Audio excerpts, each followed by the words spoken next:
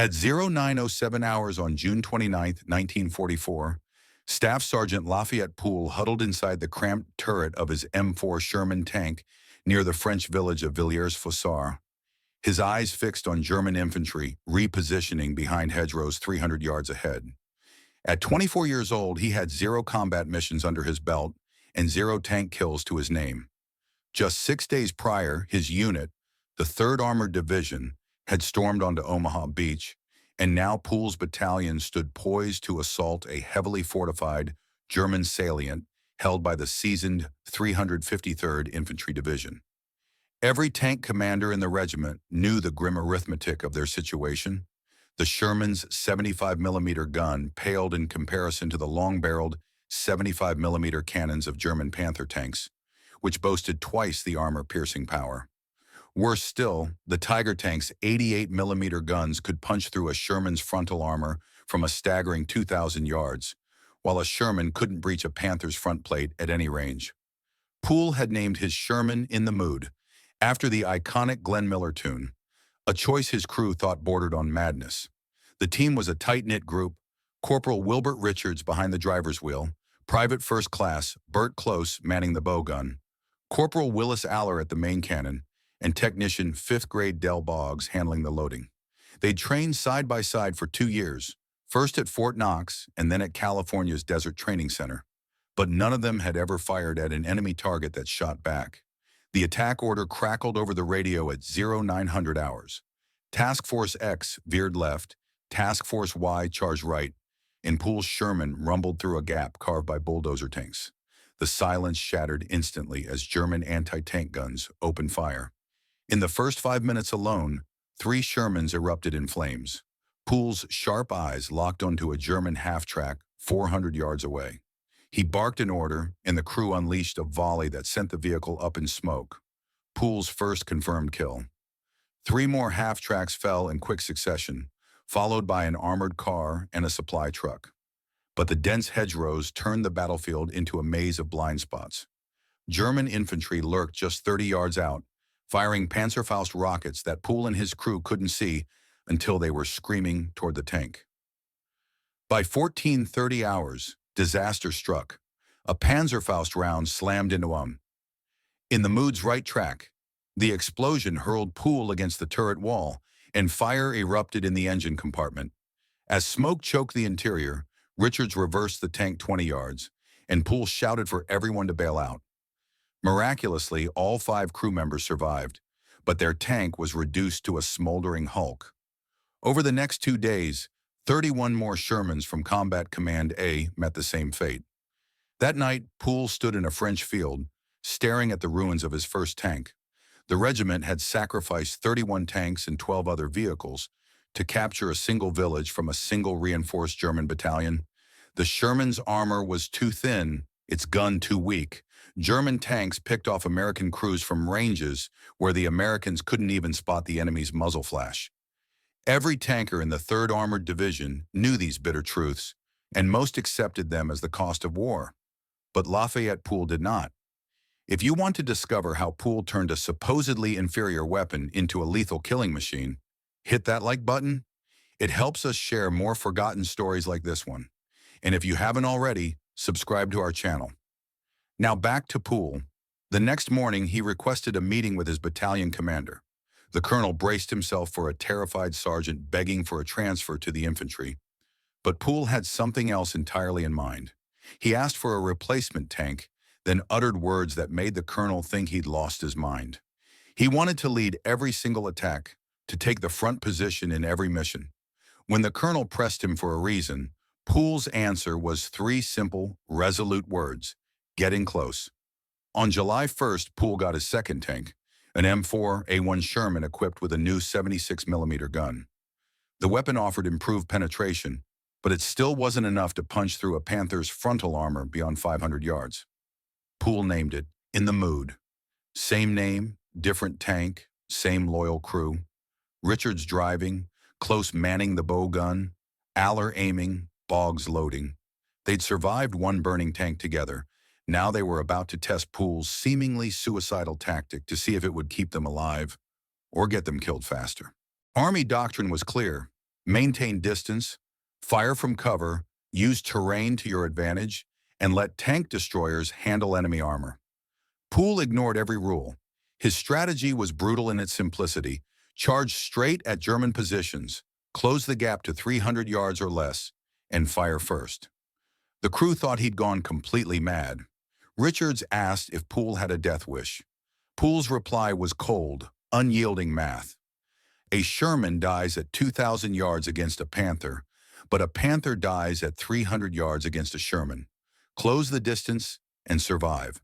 On paper, it was suicide, but the paper doctrine was already getting American tankers slaughtered at long range. In early August, Combat Command A pushed east from Normandy toward Mortain, with Poole's platoon leading the charge, just as he demanded. The defining moment came on August 2nd, near Juvigny, when Poole spotted two German Mark V tanks 800 yards away. Standard doctrine would have ordered the crew to halt and fire from cover, but Poole screamed at Richards to floor it, sending the Sherman charging forward at 25 miles per hour straight toward the Panzers. The German crews stared in disbelief. Why would an American tank commander make such a tactically idiotic move? 3 precious seconds of confusion passed, and that was all Poole needed. By the time the Shermans closed to 400 yards, Aller fired a round that turned the first Mark V into a fireball. The second Panzer's turret swung toward them, but Aller was already loading an armor-piercing round. He fired again, scoring a direct hit. 2 kills in 40 seconds. Poole's aggressive tactics worked because they shattered every German expectation. Panzer commanders were trained to engage Shermans at long range, where their superior guns ruled the battlefield. They expected American tanks to stop and trade shots from 1,000 yards out. When a Sherman charged instead, German crews assumed the tank was damaged or the commander was panicking, and that split-second hesitation was a death sentence. At close range against the Sherman's 76mm gun, 3 seconds meant the difference between victory and annihilation. As the 3rd Armored Division raced east through France in mid-August, closing in on the Falaise pocket, Poole led every advance. On August 13th, near Fromentel, he destroyed 4 more Panzers, 2 Panthers, 2 Mark I's, using the exact same tactic: spot the enemy, charge directly at them, fire at point-blank range. His crew stopped questioning his sanity. They'd watched the strategy work 15 times over. Aller became the fastest gunner in the regiment. Boggs could load a 76mm round in a mere 4 seconds. Close's bow machine gun cut down German infantry before they could fire a Panzerfaust, and Richards learned to accelerate straight into enemy fire instead of fleeing from it. Poole's reputation spread like wildfire through the division. Infantry units began requesting his platoon specifically for their attacks, and his battalion commanders stopped trying to keep him in reserve. By September 1st, after 63 days of nonstop combat, Poole had destroyed 8 confirmed Panzers and over 100 other enemy vehicles. Then, on August 17th, near Fromentel, tragedy struck again, this time at the hands of friendly fire. During a fierce firefight, an American P-38 Lightning appeared overhead. The pilot spotted a column of tanks moving through the village and mistook them for Germans. In reality, it was Poole's platoon clearing the last enemy holdouts. The Lightning dove into a strafing run. Poole grabbed the radio handset to call off the attack, but it was too late. The P-38's 50 caliber machine guns tore through. In the Mood's engine deck, and then the pilot launched rockets. One hit the turret, another struck the hull. The second, in the Mood, burned to the ground. For the second time in 7 weeks, Poole and his crew bailed out, escaping without a single casualty. Richards was livid, Close was trembling. Aller stared silently at the smoldering wreckage, and Boggs wondered aloud how many times they'd have to cheat death. Poole's response was unflinching. As many times as it takes. The battalion wasted no time giving him a 3rd tank, another M4A1 with a 76mm gun. He named it In the Mood, Tank Number 3.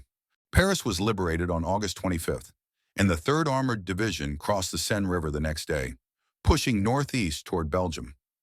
Poole led the advance every step of the way, and his once radical tactic had now become battalion doctrine. Get close, fire first, win. From August 29 to 31st, Pool's platoon spearheaded the charge through a sector held by remnants of the German 2nd Panzer Division. Pool insisted on rolling ahead of the task force alone. When Richards asked if they should wait for support, Pool said no. At dawn on August 29th, they encountered 4 German Panzers at a crossroads. Pool ordered the charge, 800 yards, 600, 400. Aller fired, and the 1st Panzer exploded. German return fire missed, and Pool closed in to 200 yards. The 2nd Panzer went up in flames, then the 3rd, then the 4th, all burning within 6 minutes flat. Over the next 3 days, Pool's crew destroyed 3 anti-tank guns, roughly 50 armored vehicles, and countless German infantry. They captured 27 German soldiers who surrendered after watching their supporting armor turn to ash. His actions earned him the Distinguished Service Cross. The citation praised his unflinching courage and inspired leadership that led to victory with minimal casualties. What it didn't mention was that Pool had violated every tactical principle in the Army manual, and won. By this point, Pool had racked up 12 confirmed Panzer kills, including a Tiger that foolishly exposed its thinner side armor, destroyed a total of 258 enemy vehicles, half-tracks, armored cars, self-propelled guns, supply trucks, anything with German markings and wheels or tracks, killed over 1,000 enemy troops, and taken 250 prisoners, all in 81 days of continuous combat. By mid-September, the 3rd Armored Division was closing in on the German border. Pool's crew was scheduled to rotate home for a war bonds tour. They'd survived 3 destroyed tanks, defeated every German panzer they'd faced, and had just 4 more days of combat before they could go home. But fate had one last cruel twist in store. On September 19th, Pool's battalion attacked the Siegfried Line at Münsterbusch, southeast of Aachen. For the first time, Pool wasn't leading the charge. Orders from higher command dictated his platoon would provide flank security, while another unit spearheaded the assault. Pool's sharp eyes spotted a German anti-tank gun hidden inside a house 300 yards away. He ordered the crew to load a high-explosive round to destroy the gun before it could fire. But there was a problem. Corporal Willis Aller wasn't there. He'd been temporarily transferred back to the United States for a medical evaluation ahead of the crew's rotation. In his place was Private First Class Paul Kenneth King, a replacement on his very first combat mission. King grabbed a 76mm round and rammed it into the breach. Too hard, too fast. The round jammed.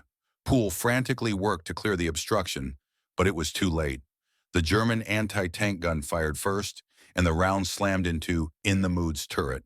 The impact threw Pool against the commander's hatch, but miraculously the armor held. Richards immediately threw the transmission into reverse, backing the tank 20 feet to safety. The German crew reloaded, and Pool yelled at Richards to reverse faster, still struggling to clear the jam gun. The second round hit, striking the tank's right side as it tipped backward over the edge of a ditch. The 75mm armor-piercing round punched through the thin armor. The explosion flipped the 30-ton Sherman completely over. Pool was thrown from the commander's hatch, landing 12 feet below on his right leg. He felt the bones snap in 4 places.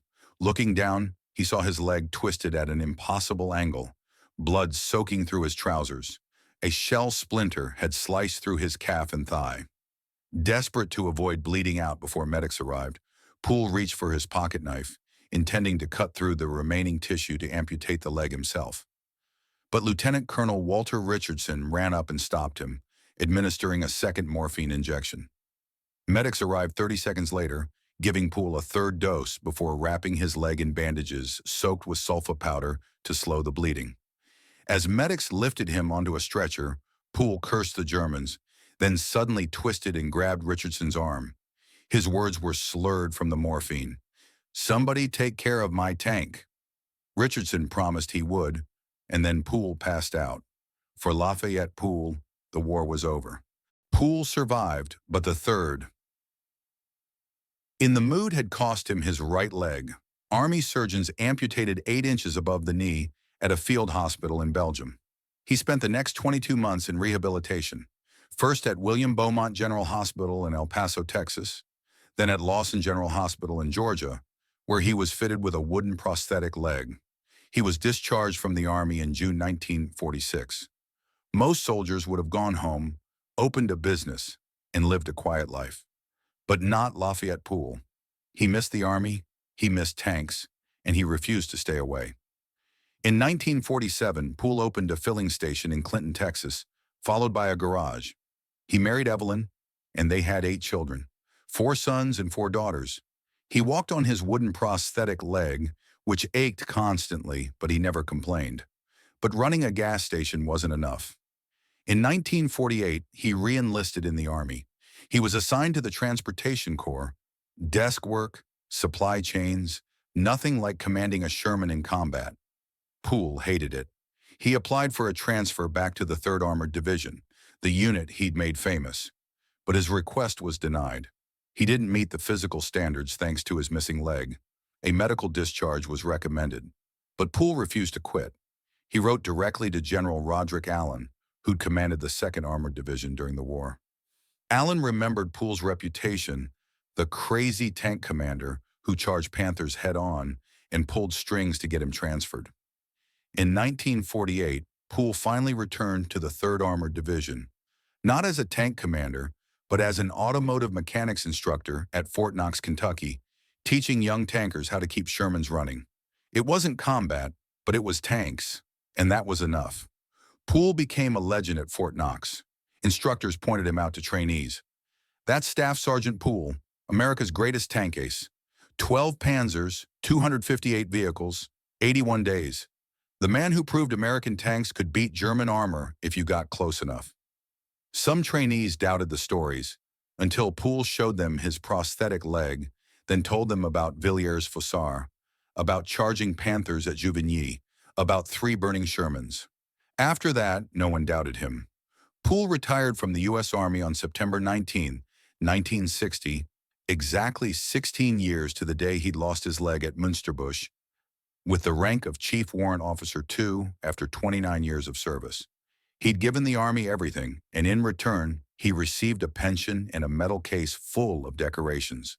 The Distinguished Service Cross, Legion of Merit, Silver Star with Oak Leaf Cluster, Bronze Star, Purple Heart, Belgian Fourragère, and French Legion of Honor. After retirement, Pool attended business college, then became a preacher at a small church, earning $25 a week. He coached Little League Baseball in Keene, Texas, and the kids adored him. He never talked about the war unless someone asked directly, and when they did, he always said the same thing. There were no heroes, no Rambos. We were a team. Every medal I received wasn't me. It was my team. Pool was nominated twice for the Medal of Honor. The first time, the paperwork was lost somewhere between France and Washington. The second time, the recommendation was denied, with officials claiming his feats were a crew effort, not individual heroism. Pool agreed wholeheartedly. He always credited Richards for driving straight into enemy fire, Aller for being the fastest gunner in the regiment, Boggs for his 4-second reload times, and Close for protecting the tank from infantry. Without them, Pool said, I'm just another dead tanker in a French field. In 1988, Pool visited Fort Hood, Texas. A reporter asked for his advice to modern soldiers. Pool's answer was simple. Learn to survive, shoot to kill, always go forward, never retreat. Lafayette Green Pool died in his sleep on May 30, 1991, in Keene, Texas, at the age of 71. He was survived by his wife Evelyn, 8 children, and dozens of grandchildren. He was buried at Fort Sam Houston National Cemetery in San Antonio with full military honors. His grave marker lists his rank as Chief Warrant Officer II. It doesn't mention 12 Panzers destroyed.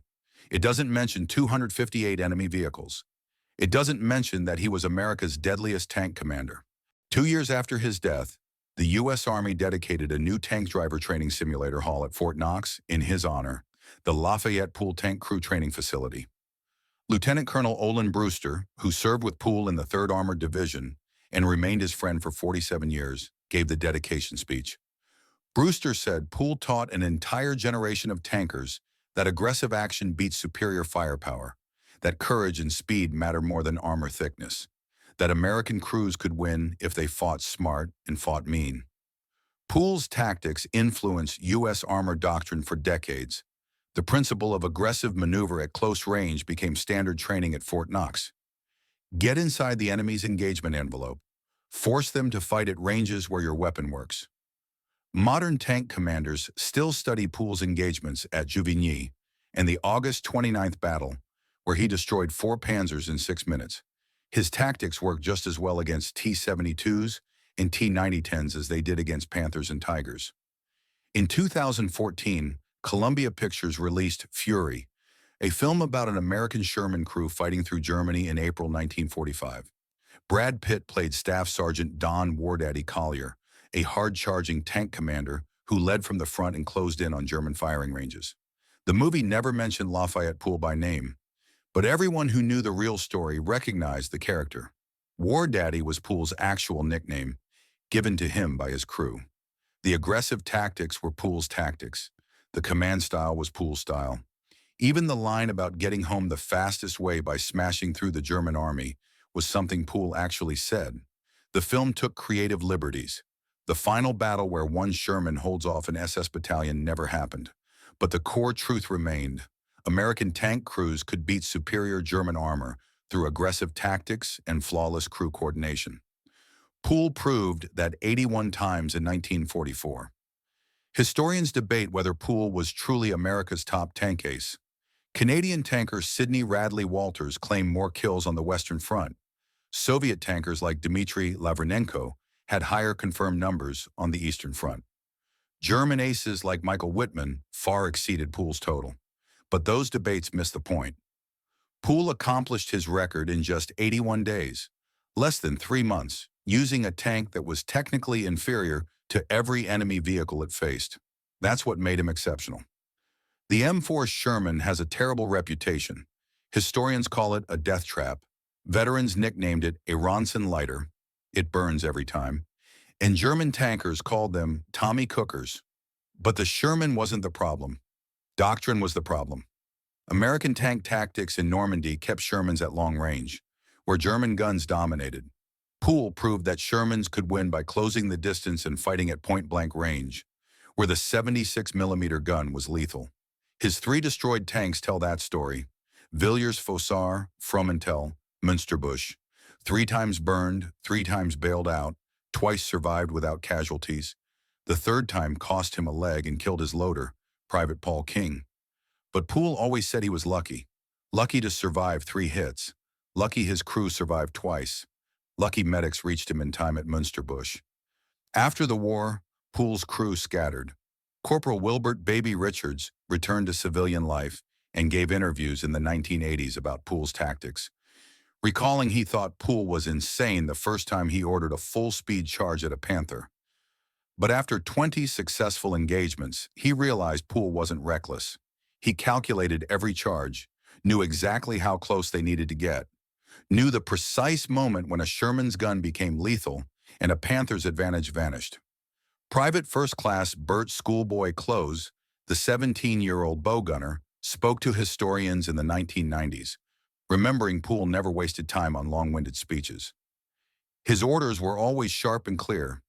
Enemy at 800 yards, full speed, fire at 300. That clarity kept the crew focused in combat. No confusion, no hesitation. Everyone knew their job, did it fast, did it right, and lived. Corporal Willis Groundhog Aller returned from his medical evaluation 3 weeks after Münsterbusch, learning of King's death and Pool's injury. He blamed himself, believing if he'd been there, the gun wouldn't have jammed and he would have fired before the German crew. Pool wrote to him from the hospital in 1945, telling him to stop blaming himself. The jam wasn't about skill, it was about an inexperienced loader under fire for the first time. King did his best, and he died doing his job. That's all any soldier can do. Technician 5th grade Dell. Jailbird Boggs never spoke publicly about the war. His family said he kept Pool's letters until he died.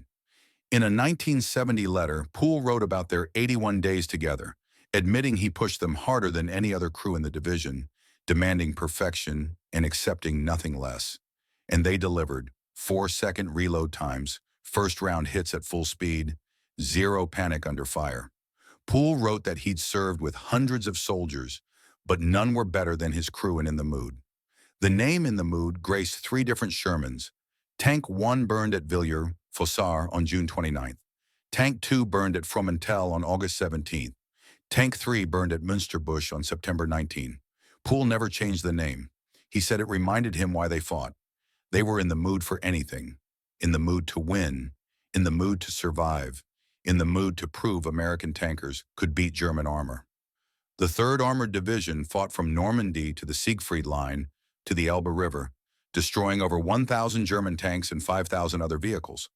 Poole's 12 confirmed Panzer kills represented 1% of that total. His 258 vehicle kills represented 5%.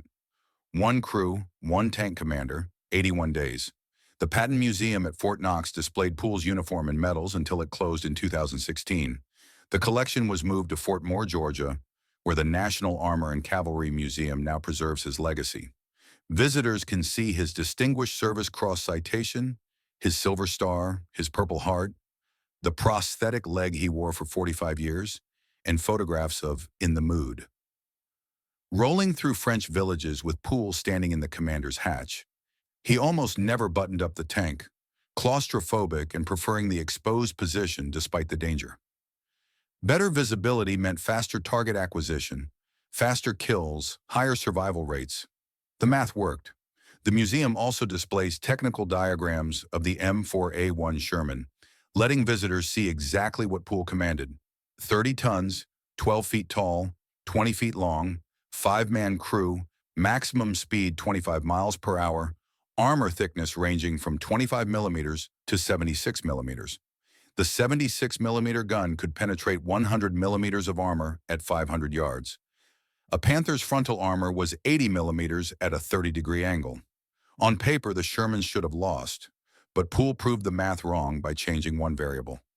Range. The archives at the 3rd Armored Division History Foundation contain Poole's combat reports, documenting his engagements day by day from June 29th to September 19th. Every kill is recorded, every action verified. 12 confirmed Panzers, 258 total vehicles. The documentation matters because it proves Poole's record was real, not exaggerated, not propaganda, just one tank commander who understood that aggressive action beats defensive hesitation. If this story moved you the way it moved us, do us a favor and hit that like button. Every like tells YouTube to show this story to more people. Hit subscribe and turn on notifications. We're rescuing forgotten stories from dusty archives every single day. Stories about tankers, mechanics, and soldiers who saved lives with courage, tactics, and a refusal to accept that their equipment was inferior. Real people, real heroism. Drop a comment right now and tell us where you're watching from. Are you in the United States, United Kingdom, Canada, Australia, France? Our community stretches across the entire world. You're not just a viewer. You're part of keeping these memories alive. Tell us your location. Tell us if someone in your family served. Tell us if you've heard of Lafayette Pool before. Just let us know you're here. Thank you for watching, and thank you for making sure Lafayette Pool doesn't disappear into silence. This man destroyed 12 Panzers in 81 days using a tank everyone said couldn't win. He lost a leg proving them wrong, and you're helping make sure his story survives.